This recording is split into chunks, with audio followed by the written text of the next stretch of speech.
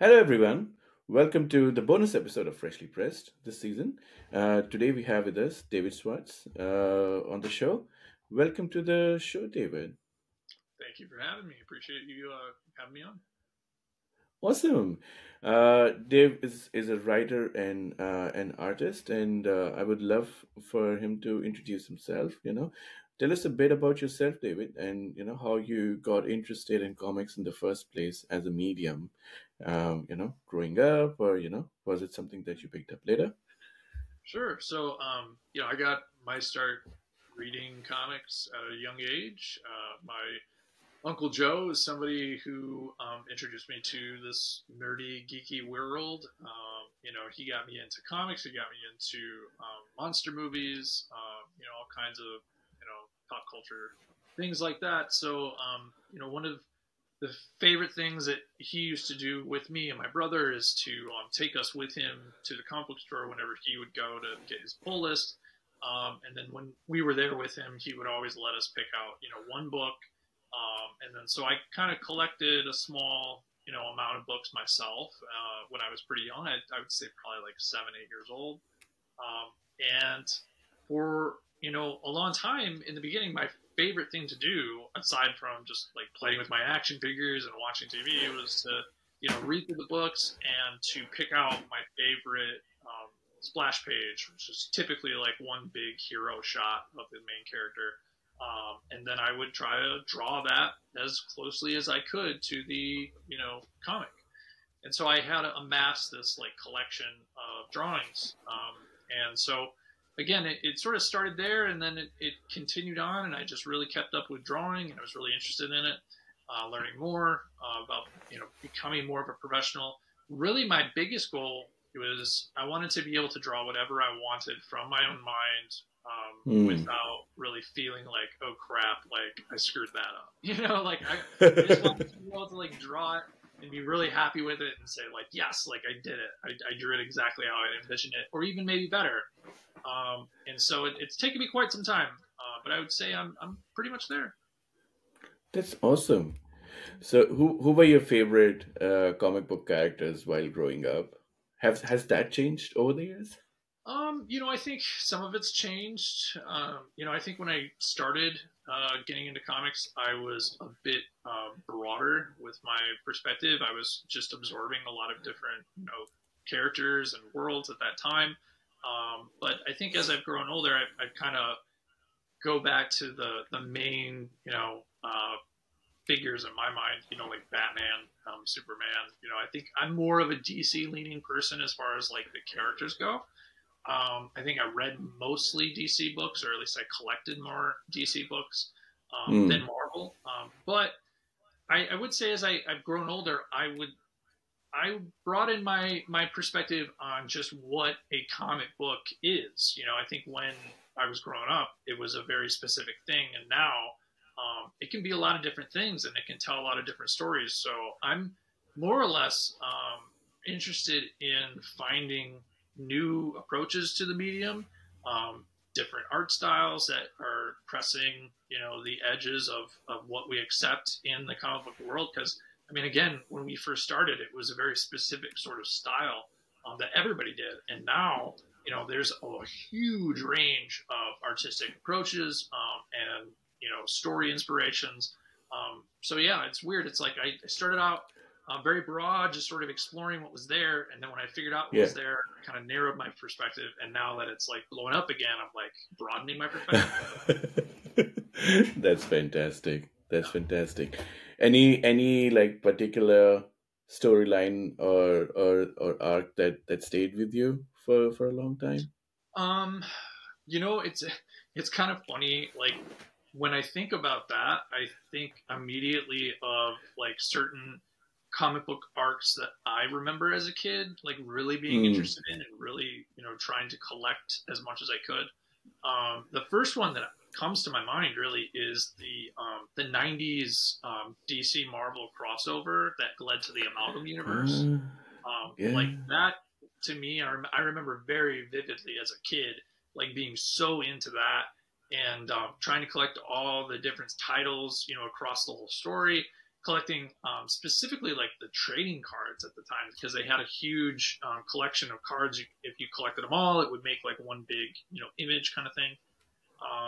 So yeah, I was really into that. I was really into the Amalgam universe, like the whole concept of taking like two different characters and smashing them together was very fascinating to me.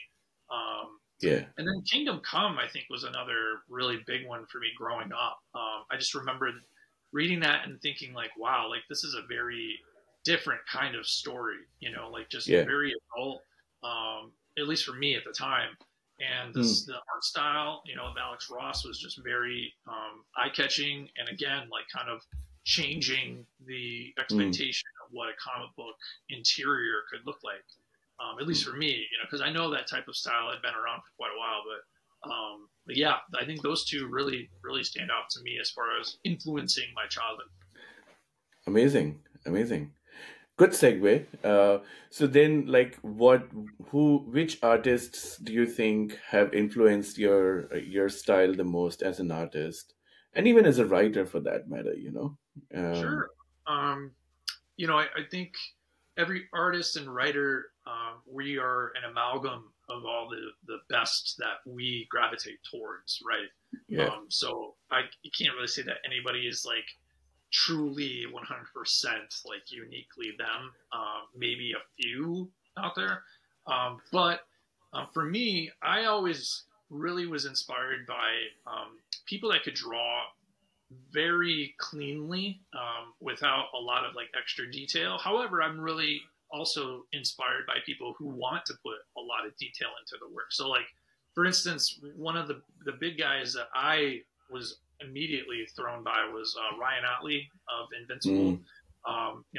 I can confidently say a lot of the way he approaches drawing anatomy and really drawing in general is a similar way in which I approach it. And I also am really inspired by lately Dan Mora. I think his ability to be prolific and create very dramatic and expressive illustrations, but doing it so quickly and effectively. That's really inspiring to me. Sean Gordon Murphy obviously is at the top of my list as well. I really look to him a lot for his composition and the way that he positions his camera from panel to panel. I think that really, reading more and more of his books and seeing a lot of the way he approaches sequentials showed me how I need to play more with the camera and pulling way back and then, working my way in and then pulling back again. That was something I learned from him. And then I would also say Francis Manapul, his approach to just artistry as far as like being experimental with it and trying out new things. I mean, I think out of all the artists I just listed, Francis is probably at the top when it comes to his experimentation. Mm. Over the years, just watching his style evolve from just a very classic pen and ink approach to Yeah. adding ink washes to it, to then pulling it into digital and playing around with what you can do in the digital space. And, now he's like coming back around after doing all this digital work to doing traditional hand drawn pencil and ink again. Again, Yeah. very inspiring stuff for me. So I would say those are sort of my top four. But there's That's probably a couple fantastic. others that I'm forgetting right now. That's amazing.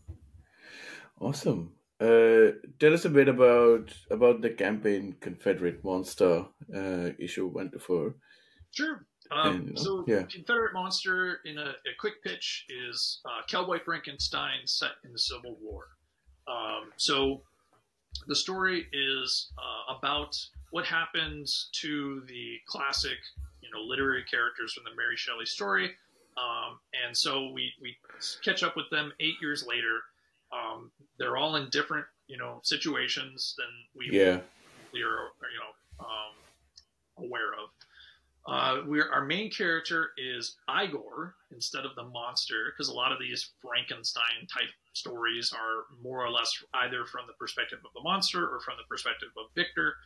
So I wanted with this one to change it up and tell it more from Igor's perspective. So Mm. Igor, after the whole business went down with the first reanimation, has now reinvented himself, and he is disguised as Dr. Daniel Schmidt, living as a reconstructive surgeon during the Civil War in Virginia.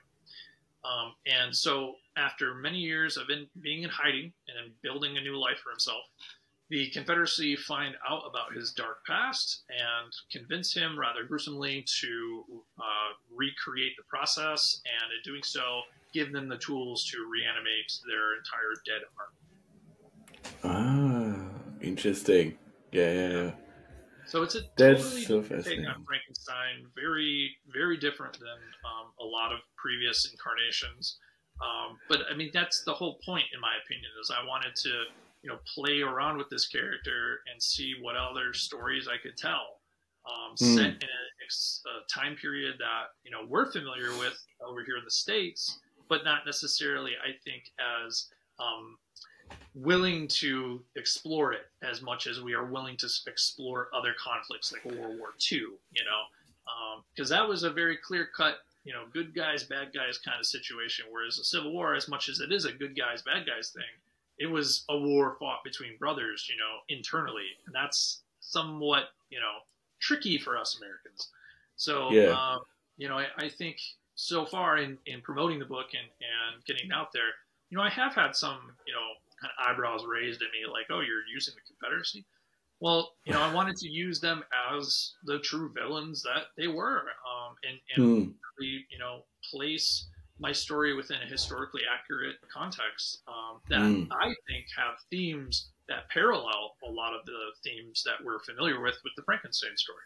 So, That's very interesting. I agree. I agree. And obviously, a lot of people don't want to talk about that dark chapter in the history.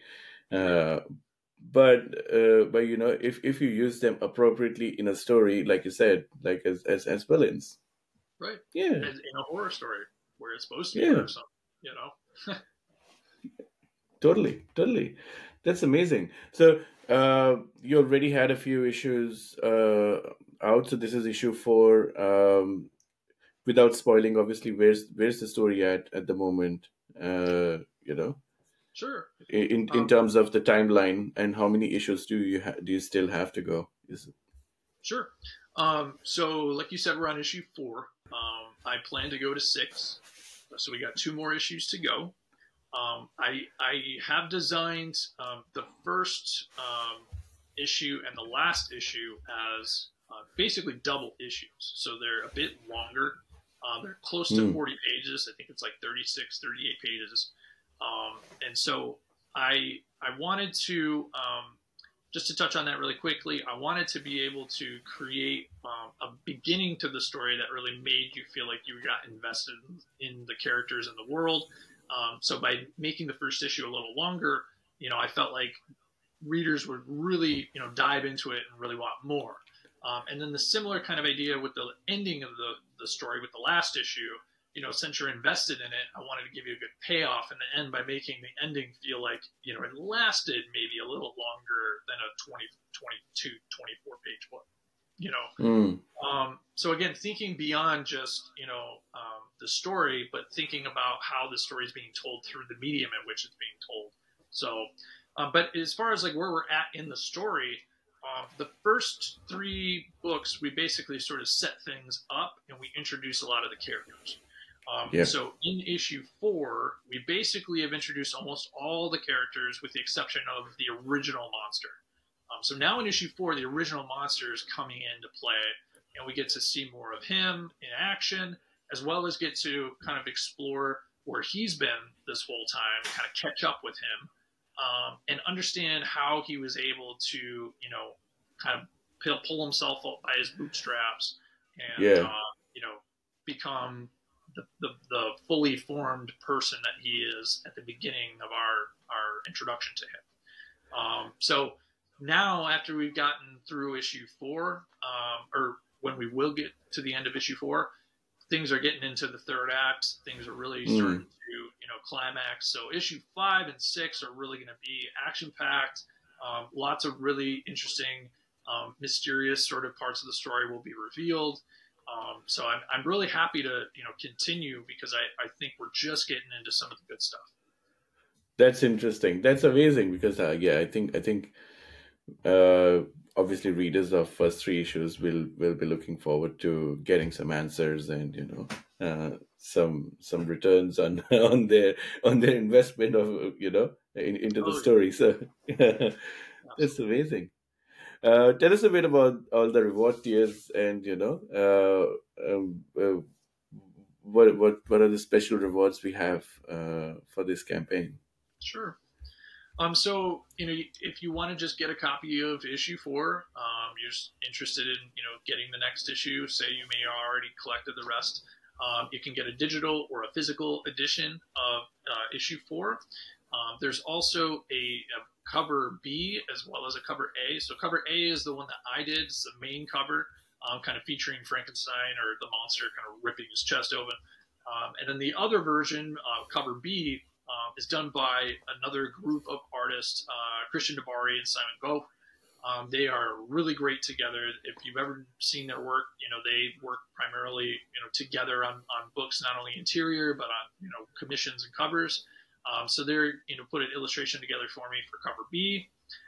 And then you can also get like a featured sort of collection. So you've got like a copy of issue 4, as well as the print with the cover B illustration, a sticker, and a magnet. There's a digital and physical catch-up for the book. So if you want to get all the copies that we have so far, issues 1 through 3, as well as issue 0, which I haven't talked about yet. Issue 0 is a prequel, self-contained story, all done in black and white. It's what that Tales of Ah, Crypt style cover is there. yeah, I So was about to say. yeah, so I did that for the last campaign. It was one of the stretch goals for the last campaign. I have this story in my mind of how to kind of connect the original Mary Shelley tale to where we're at here with my story, and do it in a different way, but with similar themes from what you're familiar with. So like I said, Mm. it's a self-contained 20-page story, and that's also available as well with the digital catch-up and as an add-on. And then there's a couple of sales going on. I put a sale up for the digital catch-up, so you can take advantage of that sales price. And then there's a sale for the physical catch-up, but that's a limited amount. I'm not actually sure how many we've got left. But last time I checked, we only had like 7 left. Oh So wow. yeah, it says there's only one left of 20.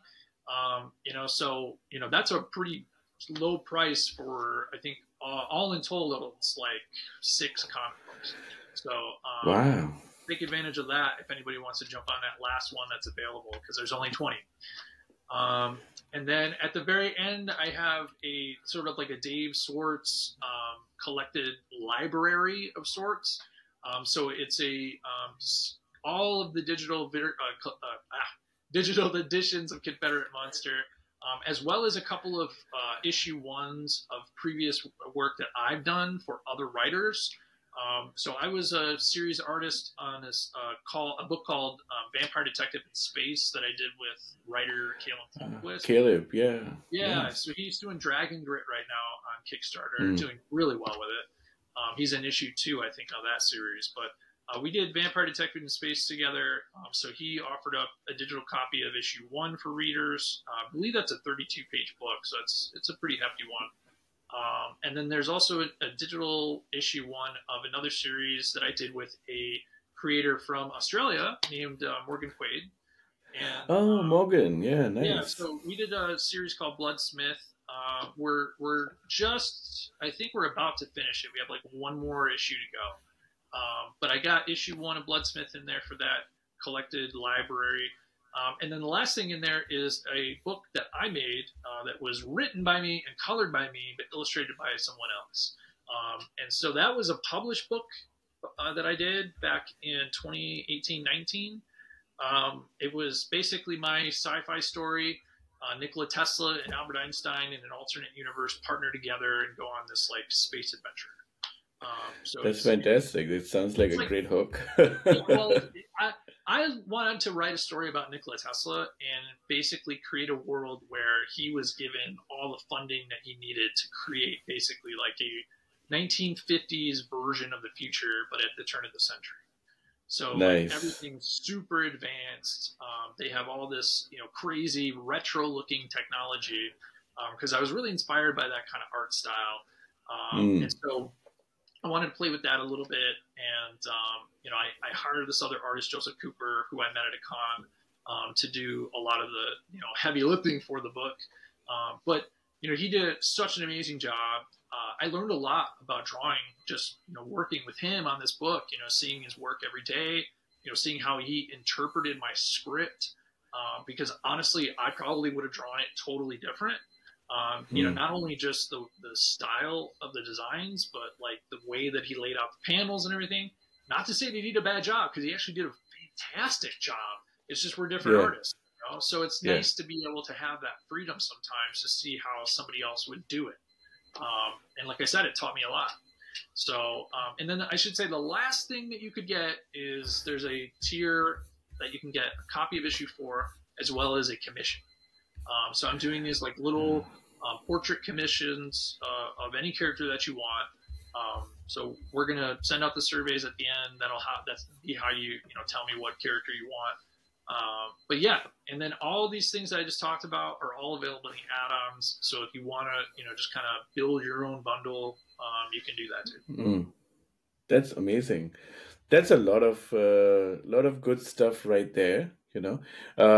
Funny thing, I've actually hosted Caleb for Dragon Grit a Okay, few months ago on the show as well. nice. Um, He's a great. yeah, yeah, great guy. So yeah, amazing. There's definitely a lot to pack in there, and I love how you've put together some of the bundles. It gives a lot of good stuff for the amount you're paying. So get on that. Yep. Yeah, Thanks. awesome. Cool. So I love to do this. I love to put people on the spot, and one of my favorite things to do is to ask people what are the top 5 pop culture things that they like. It's it could be anything like a movie or a comic or or a TV show or a game.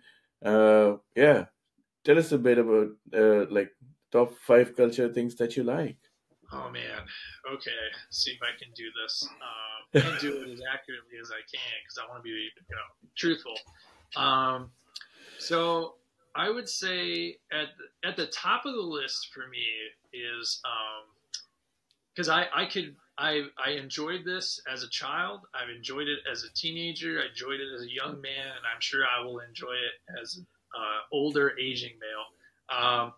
The original Batman the animated series, the Bruce Timm series. Yeah, that I absolutely loved. If I was, Me too. if I had to choose anything, to watch for the rest of my life, I think I'd probably choose that because there's just such a variety. There's such a amazing quality of just every aspect of that show. I think works, Yeah, and it's something that I think again it just stands the test of time exactly how they had envisioned it. I think from the beginning of the production of that show. And I'm super absolutely. excited about the new Batman series that's coming out on Prime here soon. I think that's gonna be dope. Oh, Um, really? That's very interesting. I didn't know that they were making a new Batman animated. yeah, I think it's Uh, called like the Cape Crusader or something like that. okay. It's so Bruce Timm and it's like Bruce Timm, J.J. Abrams, and Matt Reeves, the director of the Batman. They all Yeah. are working. They've been working on this pitch, and it's basically like the Batman the animated series, but more adult and set. I think it's set in like the 40s or something. So it's like a period piece. Ah, And so all the villains are a little different. But Batman's design is very much like his OG, like, first appearance kind of design. With yeah, like the yeah, yeah. leopard ears and everything. So very interesting. I think it comes out on Prime in August. I want to say. Wow, Pretty wow, sure. But yeah, um, Batman that's is at the top of fantastic. the list. Um, I'm gonna go a not completely different direction because I'm much more of like a television movies kind of guy. I really don't play Yep. much in the way of video games. Um, but I would say like Always Sunny in Philadelphia is probably like at the top of my list too. Like Mm, I know it's mm. like not nerdy or like geeky really, but it's one of those shows that again I think really holds up for me. I can watch those episodes like over and over and over again. Yeah. Just again, I think the writing is really well done on that show. Any honestly, like anything that, even though that show is really irreverent and kind of just slapstick funny, like the way they write the stories that all kind of come together, it's very kind of Seinfeld esque, and I know that that's Mm. sort of their inspiration. I believe from what I've read. So yeah, Always Sunny at the top as well. Um, Someone else did mention that recently on the show as well, and they said a lot of people don't realize it's one of the longest running. It is actually the longest running television show. Yeah, on yeah, air right now. So yeah. yeah, I think like I want to say like 2 seasons ago, I think it surpassed the previous longest one, I believe. Yeah. But yeah, I mean and I recently just watched some of the newer episodes, and I think little hit and miss. Some of them are, but there are episodes in the newest season that I think I laughed more than I've ever laughed at any, Always Sunny episode. So that's Yeah. a good thing. Um, Now I want to talk about comics. So Mm. I when I'm a comic book shopper, I typically shop with my eyes because I'm an artist first, and that's sort of how I've always approached it. Just Yeah. gravitating towards the cover that really kind of draws me in.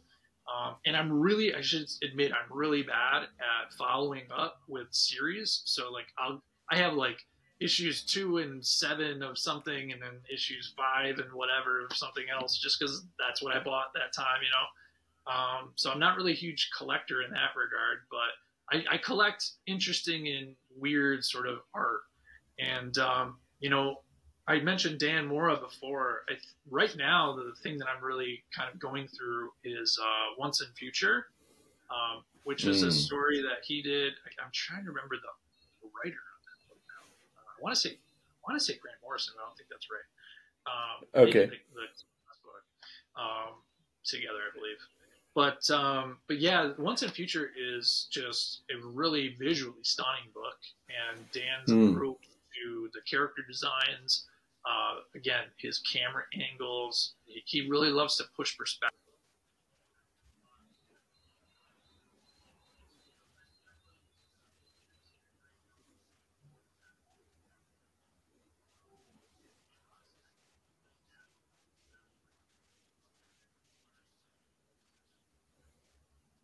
Mm.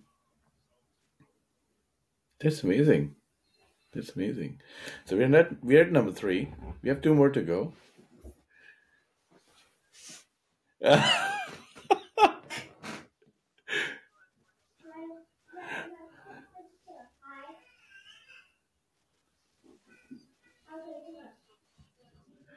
Mm. Yeah.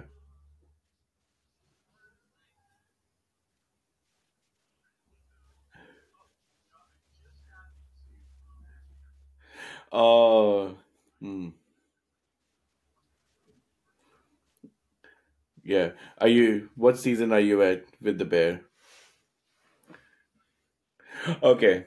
That first episode of season three is probably the best television I've ever seen. Like that. It's just so good. Yeah. Yeah. Yeah, it's I don't know that if a show makes you feel things, then that's a big win. It's a no, fantastic. That's actually quite an amazing list. Yeah. Uh, and speaking of, like, you were talking about Batman the animated series earlier, I was like, I did watch that more recently in the last few months, just to see if things hold up, from my memory. But they do. Like, almost all the episodes are so still so, like, really well done. I don't know how adult they want to go with this, because it's some of the themes are actually pretty scary. I was like, how did I sit through this when I was a kid? They're so scary. Yeah. There's an episode where these kids get kidnapped underground and they're enslaved and stuff. It was like, yeah, it was scary. It was like, for a kid it would be pretty scarring.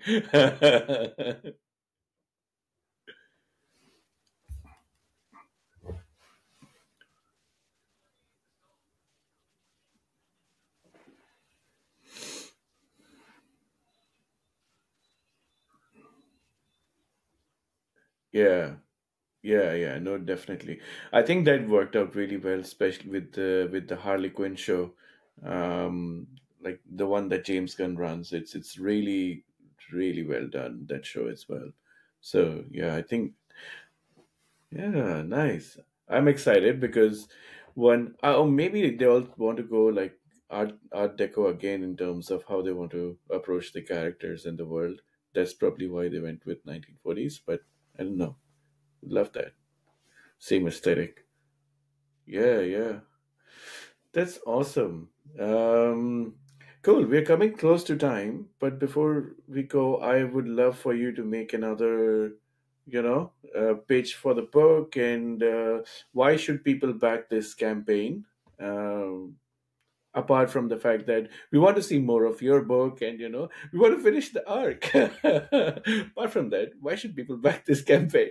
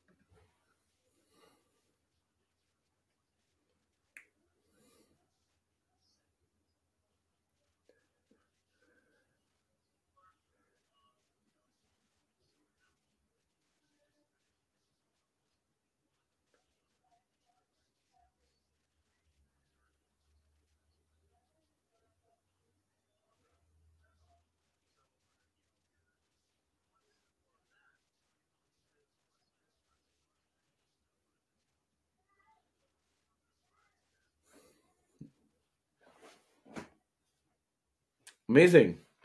Back the book. And yeah, thanks a lot for coming on the show, Dave. Appreciate your time today, and all the best for rest of the campaign. It looks fantastic, by the way. All the artwork as well as the story ideas. I would really really love to back it as well. So yeah, uh, thanks again for coming on the show, and till next time, have a good one. Yeah.